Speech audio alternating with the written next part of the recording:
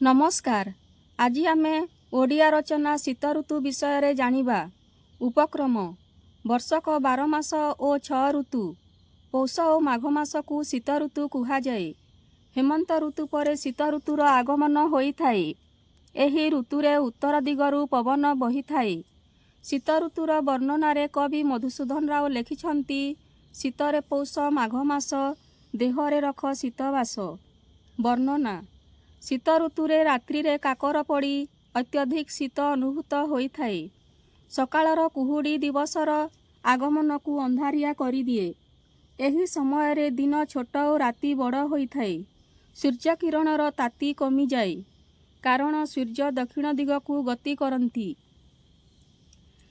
शीत ऋतु हेउछि अमलर समय।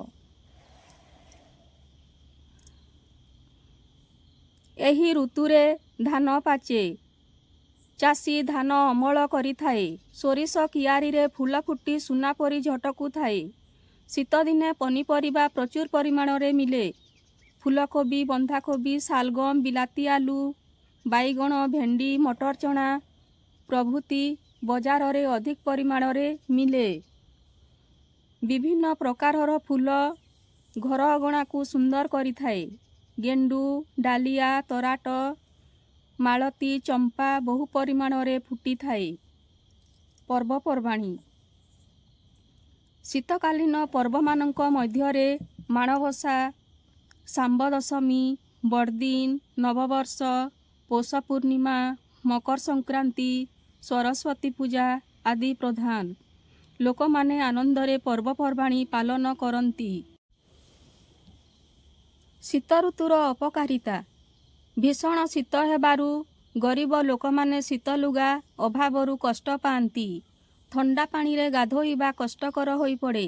एही समयरे काश, सर्दी, ज्वर होइथाए।